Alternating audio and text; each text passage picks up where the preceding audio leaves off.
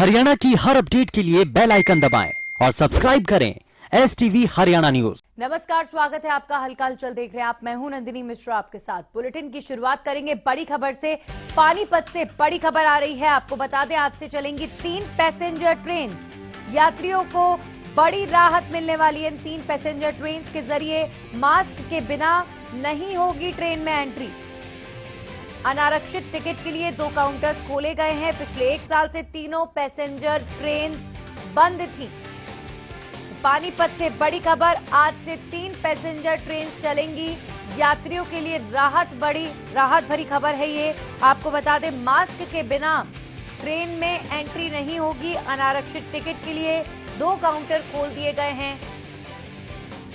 तो तमाम उन लोगों के लिए जो AC ट्रेन के टिकट अफोर्ड नहीं कर सकते या जिनके लिए यात्रा ट्रेन में करना बहुत महंगा हो रहा है, उनके लिए ये ट्रेन बेहद राहत भरी खबर लेकर आई है। पानीपत से 3 पैसेंजर ट्रेन दोबारा से चालू हो गई हैं।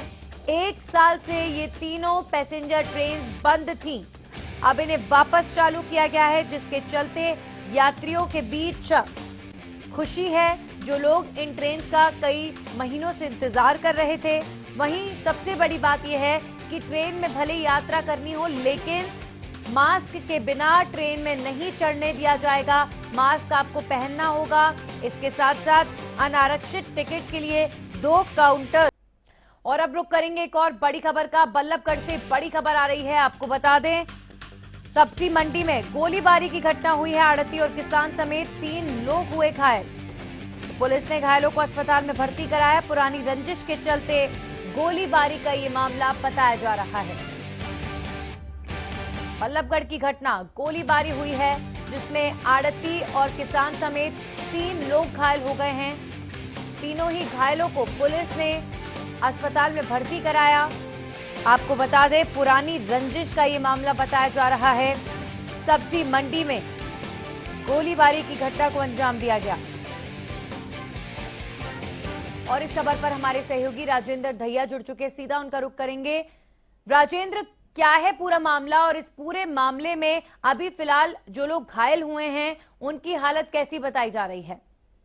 नंदिनी, बिल्कुल मैं आपको बताना चाहूंगा कि आज सुबह जब आड़ती हेम सिंह अपनी आड़त पर आया और वहां पर किसान भी मौजूद था जो अपनी फसल बेचने के लिए आया था, सब्जी बेचने के लिए आया था, तो उसी समय करीब 4 से 5 लोग गाड़ी में सवार होकर आए और यहाँ पर जो है ताबड़तोड़ गोलियां यहाँ पर चलाई हैं। जो घायल है उन्होंने बताया कि देसी कट्टा उन पर था और चाकू और डंडे भी थे, तो उनसे उन पर हमला किया गया और गोली मारकर मौके से फरार हो गए। घायल का कहना है कि उनकी कोई पुरानी रंजिश चली हुई है, जिसके चलते उन पर यह हमला हुआ है और उन्होंने उन लोगों को पहचाना भी है। लेकिन जो हेम सिंह है उसकी हालत गंभीर बनी हुई है। उसे दिल्ली ट्रॉमा सेंटर के लिए डॉक्टरों ने यहाँ से रेफर कर दिया। पुलिस मामले की जांच में जुटी हुई है। जी बिल्कुल राजेंद्र, तो यहाँ पर जो लोग घायल हैं उन लोगों ने जो है नाम बताए हैं, आरोपियों की पहचान की है। तो ऐसे में पुलिस अब इस मामले को लेकर आगे क्या कार्रवाई कर रही है, जब ये खुलासा हो चुका है कि आखिर इस रंजिश के पीछे, साजिश के पीछे कौन है? जी बिल्कुल, मैं आपको बता दूं, पुलिस जो है घायलों के बयान देगी और बयान के आधार पर जो भी वो बयान देंगे उसी आधार पर आगे की कार्रवाई पुलिस करेगी। और पुलिस जो है इस मामले की जांच में जुटी हुई है। लेकिन अभी तक भी किसी भी आरोपी का कोई अता पता नहीं है, क्योंकि मौके से सभी आरोपी जो है बड़े आराम से वहां से फरार हो गए। हालांकि दावा किया जाता है कि चारों तरफ CCTV कैमरे लगे हुए हैं, पुलिस की गश्त भी है, लेकिन जिस तरीके से बदमाशों के हौसले बुलंद हैं, तो कहीं ना कहीं राजेंद्र, सबसे बड़ी बात, सब्जी मंडी का जो क्षेत्र होता है काफी भीड़भाड़ वाला इलाका होता है और ऐसे में गोलीबारी की घटना जब वहां घटित हुई होगी तो जो लोग होंगे जाहिर तौर पर उनमें भी दहशत फैली होगी इस घटना के बाद। देखिए, बिल्कुल वहां पर जो मंडी है, सब्जी मंडी, तमाम जो शहर के लोग हैं सुबह सब्जी खरीदने के लिए जाते हैं और दुकानदार भी जाते हैं जो लोग सब्जी का काम करते हैं, तो कहीं ना कहीं काफी सारी भीड़ थी। उस समय जब गोलियां दागी गई और मौके से आरोपी फरार हो गए, कहीं ना कहीं पुलिसिया जो शैली है उस पर कहीं ना कहीं प्रश्न चिन्ह जरूर लगता है, क्योंकि जिस तरीके से दावे किए जाते हैं और बाद में फिर पीठ थपथपाई जाती है आरोपियों को पकड़कर, तो कहीं ना कहीं ये एक बड़ा सवाल है और जो पुलिसिया कार्यशैली है उस पर सवाल जरूर उठते हैं। जी बिल्कुल, कि बदमाशों में आखिर पुलिस का, कानून का खौफ क्यों नहीं? बहुत बहुत शुक्रिया राजेंद्र आपका तमाम जानकारी के लिए। तो बल्लभगढ़ सब्जी मंडी की घटना है ये, और जिस वक्त ये घटना घटित हुई काफी लोग मंडी में उस दौरान मौजूद थे। लोगों में दहशत फैल गई। इस घटना के बाद गोलीबारी हुई जिसमें 3 लोग घायल हो गए और एक की हालत गंभीर बनी हुई है। जी हां, आड़ती और किसान इस घटना में घायल हुए, जिसमें से एक किसान की हालत बेहद गंभीर बनी हुई है और उसे अब दिल्ली के ट्रॉमा सेंटर में रेफर कर दिया गया है। इस पूरे मामले में पुरानी रंजिश एक बड़ी वजह बताई जा रही है। जो लोग घायल हैं उन्होंने आरोपियों की पहचान भी की है। अब देखते हैं कि इस मामले में पुलिस आरोपियों की गिरफ्तारी कब करती है।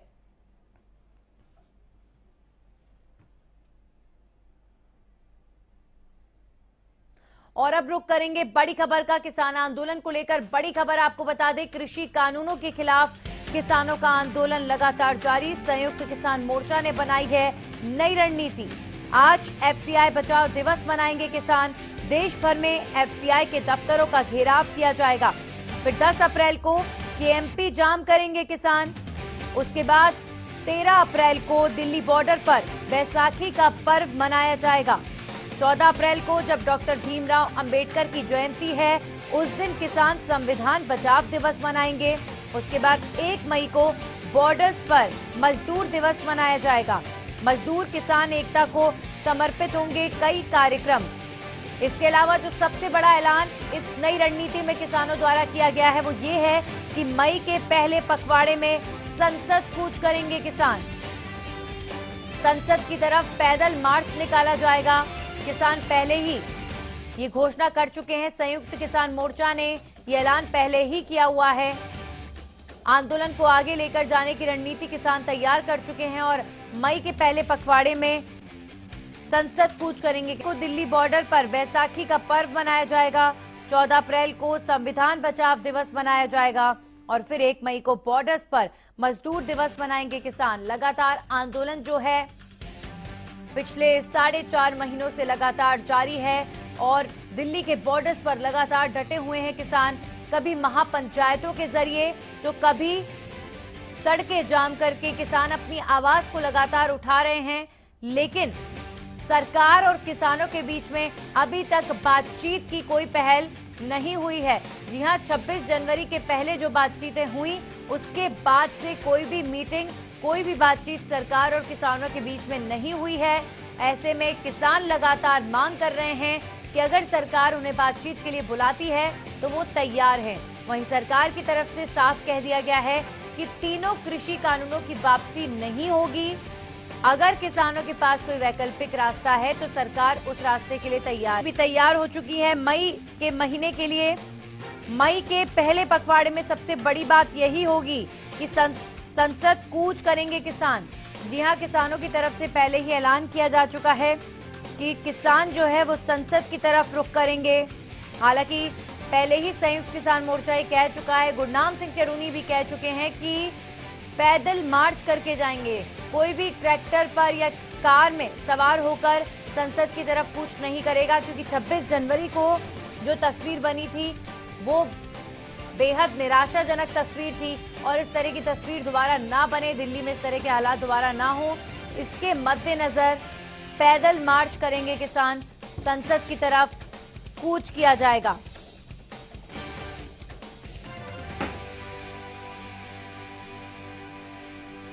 तो कृषि कानूनों के खिलाफ किसानों का आंदोलन लगातार जारी है। संयुक्त किसान मोर्चा की नई रणनीति बनकर तैयार है।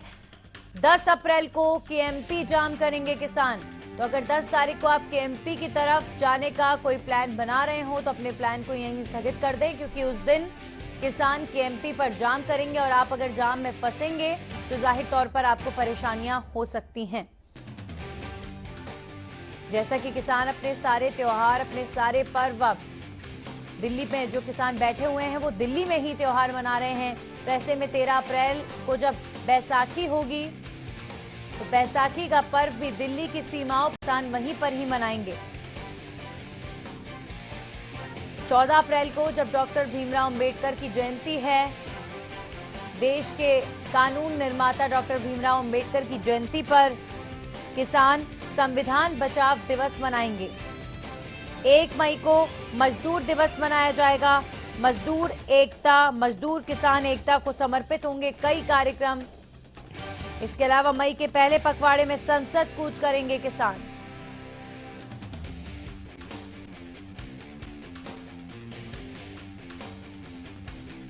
कृषि कानूनों के खिलाफ किसानों का आंदोलन लगातार जारी है। संयुक्त किसान मोर्चा ने बनाई है नई रणनीति।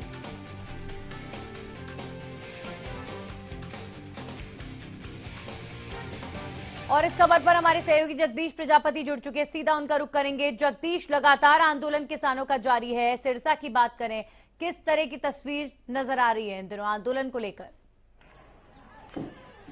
जी नंदिनी, बिल्कुल अगर बात की जाए आंदोलन की, तो आंदोलन आज तक का सबसे बड़ा किसानों का आंदोलन है। 4.5 माह हो गए हैं आंदोलन करते हुए। सरकार है, सरकार के कान तक की जो नहीं लग रही है। अगर सिरसा की बात की जाए तो सिरसा में किसानों का आंदोलन आज पूरी गति पकड़े हुए है। अगर आज की बात की जाए तो आज एफसीआई बचाओ दिवस के रूप में आज किसान जो एफसीआई कार्यालयों का घेराव करेंगे। और अगर अभी हमारी गुरनाम सिंह लकड़ावाली से किसान नेता, उनसे बात हुई है कि कालावाली वो 11 बजे से लेकर 6 बजे तक एफसीआई कार्यालय के आगे धरना लगाकर बैठेंगे और एफसीआई कार्यालय का घेराव करेंगे। किसान भी एक आर पार की रणनीति करने के मूड में दिखाई दे रहे हैं। अगर नंदनी बात की जाए सिरसा के किसानों की, तो सिरसा के किसानों ने रणनीति बनाई है कि अप्रैल माह में बिल्कुल फसल की कटाई व बिजाई का समय होता है, लेकिन व्यस्त होती है। उसको चलते हुए भी किसानों की ओर से एक कमेटियां बनाई गई हैं। कमेटियां बनाकर गाँव गाँव ड्यूटी लगाई गई है। वहीं पैसा एकत्रित भी गाँव गाँव से किया जा रहा है कि अगर किसानों को किसी प्रकार के चंदे और पैसे की जरूरत पड़े तो वह कहीं तकलीफ ना हो, उसको लेकर भी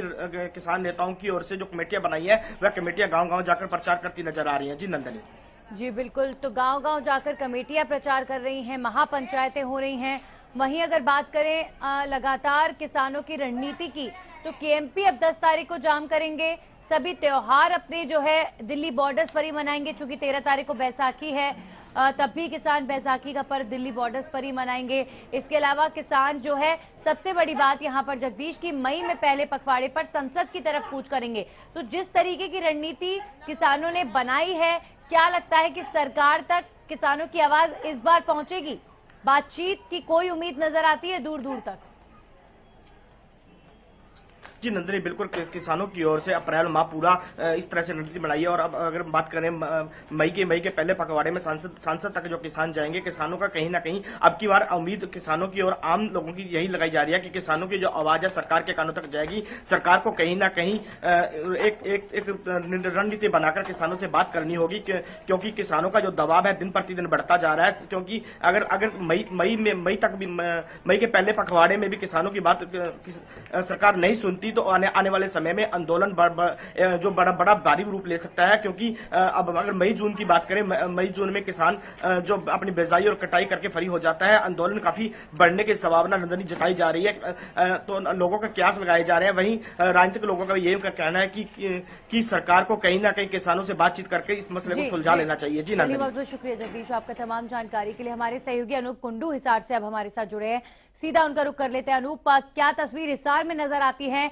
नई रणनीति मई तक की किसानों की तैयार हो चुकी है और आज किसान एफसीआई बचाव दिवस मना रहे हैं। ऐसे में क्या स्टेटस हिसार का? नंदिनी जी, किसान आज से नहीं, ये बहुत लंबे आंदोलन में इस प्रकार की नीतियां बना करके अपना आंदोलन चला रहे हैं। ये भी मई का भी बहुत सारा शेड्यूल अप्रैल और मई का किसानों का आ गया है। इससे पहले भी बहुत सारे शेड्यूल ऐसे किसानों के आए थे, चाहे पगड़ी संभाल जट्टा हो, चाहे 6 घंटे के लिए मार्ग जाम करने की बात हो। तो किसान अपने आंदोलन को गति देने के लिए इस प्रकार की रणनीतियां बना रहे हैं। हालांकि रोहतक में जो किसानों पर लाठीचार्ज हुआ, उसके बाद किसानों ने 1 घंटे के लिए रात को भी बंद किया और अगले दिन भी 8 बजे से 12 तक का बंद रहा। उसमें कहीं न कहीं आम जनता को परेशानी का सामना करना पड़ा था, लेकिन किसान यूनियन के जिला अध्यक्ष और तमाम जो किसान नेता थे, उन्होंने सामने आकर के कहा था कि इस प्रकार के जाम तब तक नहीं किए जाएंगे जब तक संयुक्त किसान मोर्चा की तरफ से कोई ऐलान नहीं किया जाता।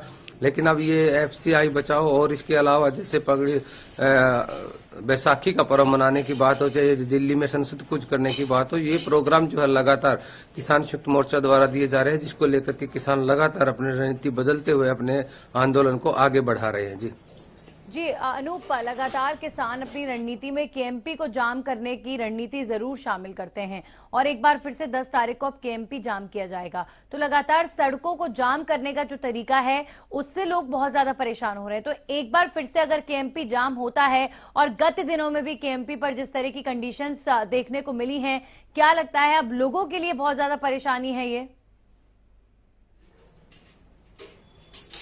बिल्कुल नंदिनी जी, सड़कें जाम होने से लोगों को काफी परेशानी होती है, खास करके उस समय जब किसी प्रकार का किसान संयुक्त मोर्चा द्वारा कोई पहले से अल्टीमेट नहीं दिया जाता। जैसे अब केएमपी जाम करने की बात है, केएमपी सबसे पहले तो दिल्ली का रिंग रोड हम कह सकते हैं, एक बाहरी रिंग रोड पूरी दिल्ली को बाहर से होते हुए जो यूपी की तरफ भी जाता है। तो ऐसे में बहुत सारे जो लोग हैं वो परेशानियों का सामना करने के लिए मजबूर हो जाते हैं। लेकिन अगर पहले अलर्ट कर दिया जाता है, जैसे हरियाणा न्यूज अभी कह रहा था कि आप अगर इस प्रकार के कोई कार्यक्रम बनाए हुए तो स्थगित कर दे, लेकिन कल रात के जिस प्रकार के और कल सुबह के जिस प्रकार के जो रोड जाम की स्थिति थी वो जरूर निराशाजनक थी, क्योंकि लोगों को पता ही नहीं था कि ऐसे रोड जाम होगा और इतनी तकलीफों का सामना करना पड़ेगा। जी चलिए अनूप, आप बने रहिए हमारे साथ। अब हमारे सहयोगी लाजपत भी हमारे साथ जुड़ गए हैं सोनीपत से।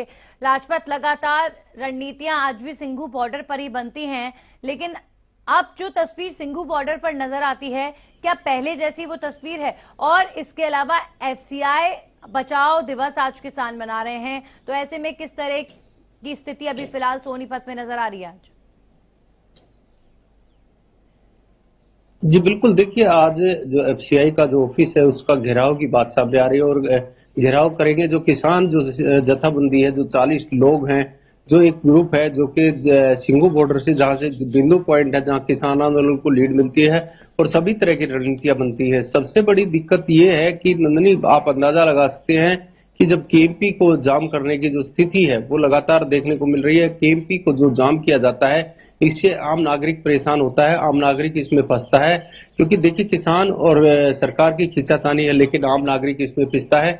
आप अंदाजा लगा सकते हैं कि दिल्ली के लिए जो दिल्ली की दहलीज पर जो किसान बैठे हैं और चारों तरफ से केएमपी है और अलग अलग स्टेट को जोड़ता है, तो केएमपी को जो रोकना ये मानिए कि आम जनता को परेशान करना है।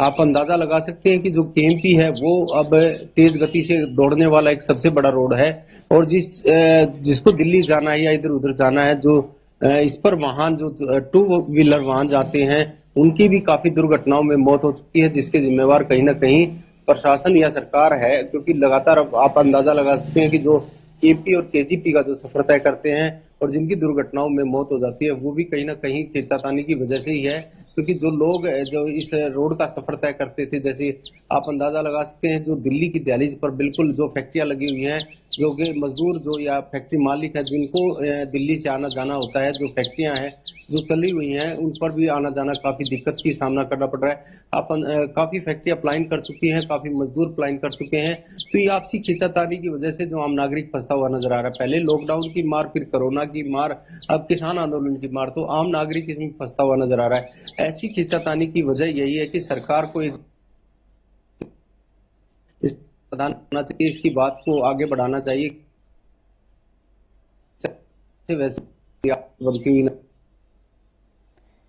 चलिए, बहुत बहुत शुक्रिया आपका तमाम जानकारी के लिए लाजपत। और लगातार अनूप हमारे साथ हिसार से बने हुए हैं। अनूप, आंदोलन को लेकर सबसे बड़ी बात यही लगती है कि देखिए आंदोलन तो 4.5 महीने से जारी है, लेकिन अभी तक बातचीत को लेकर भी कोई सिग्नल नहीं दिया जा रहा। समाधान कैसे निकलेगा? सबसे बड़ा सवाल यही कि जब बातचीत जहां नहीं हो रही, समाधान की उम्मीद भी वहां दूर दूर तक नजर नहीं आती। और क्या किसानों का आंदोलन, मंजिल तो उनकी यही है कि 3 कृषि कानून वापस हों, लेकिन जब सरकार ने साफ इनकार कर दिया है तो कहीं ना कहीं दिशाहीन नजर नहीं आ रहा?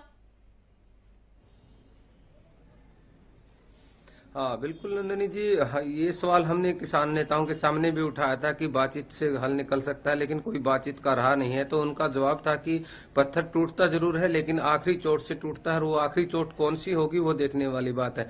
अब संसद की तरफ जब कूच करेंगे तो हो सकता है कि उससे पहले सरकार जरूर इस पर कुछ विचार करे, क्योंकि लगातार आंदोलन बहुत लंबा होता जा रहा है और अलग अलग रणनीतियां बना करके किसान आंदोलन को आगे बढ़ा रहे हैं। इसके साथ साथ नंदिनी जी, जो बंगाल का चुनाव है वो भी अपने आप में एक अहम भूमिका इसमें रखने वाला है, क्योंकि किसान यहाँ से जाकर के बंगाल तक अपना प्रचार करके आए हैं कि वहां पर बीजेपी को वोट ना दें, तो देखने वाली बात यह है कि वहां के परिणाम आएंगे तो वो भी किसान आंदोलन की एक रूपरेखा को तय करने का काम करेंगे। अगर किसानों की अपील का वहां पर असर होता है तो जरूर कहीं न कहीं आगे जो स्टेट्स में आने वाले चुनाव है उनको लेकर के भी किसान इस प्रकार की रणनीति बनाएंगे। तो सरकार कभी नहीं चाहेगी कि अगर बंगाल में किसानों की अपील का असर होता है तो इससे पहले वो जरूर इसका कोई इनको हल निकालने की कोशिश करेगी। चलिए, बिल्कुल। अब बहुत बहुत शुक्रिया अनूप आपका तमाम जानकारी के लिए। तो लगातार जैसे कि हमारे रिपोर्टर्स बता रहे थे कि आज एफसीआई बचाव दिवस के किसान मना रहे हैं, तो एफसीआई दफ्तर पर जाकर किसानों की तरफ से लगातार प्रदर्शन जो है वो किया जा रहा है और लगातार किसानों की तरफ से मांग यही की जा रही है कि अलग अलग हम तरीके तो अपना रहे हैं लेकिन तीनों कृषि कानून की वापसी ही हमारी मंजिल है। आगे बढ़ते खबरों में और अब रुख करेंगे कोरोना अपडेट का। लगातार कोरोना का कहर बढ़ता जा रहा है। हरियाणा में नहीं थम रही है कोरोना की रफ्तार। बीते 24 घंटे में 1904 नए मरीजों की पुष्टि हुई है। गुरुग्राम में 555 सबसे ज्यादा मामले गुरुग्राम में। पंचकुला में 200 के लगभग नए केसेस। करनाल में 185 और फरीदाबाद में 151 मामले कोरोना के सामने आए हैं। पानीपत में 142 और कुरुक्षेत्र में 135 नए केसेस की पुष्टि हुई है। एक दिन में कोरोना से 7 लोगों ने दम तोड़ दिया है। प्रदेश में अब तक 3191 मरीजों की कोरोना के चलते मौत हो चुकी है। हरियाणा में कुल 2,98,133 केसेस कोरोना के सामने आ चुके हैं। एक दिन में 1,110 मरीजों ने कोरोना को मात दी है। अब तक 2,82,000 से ज्यादा मरीज कोरोना से ठीक हो चुके हैं।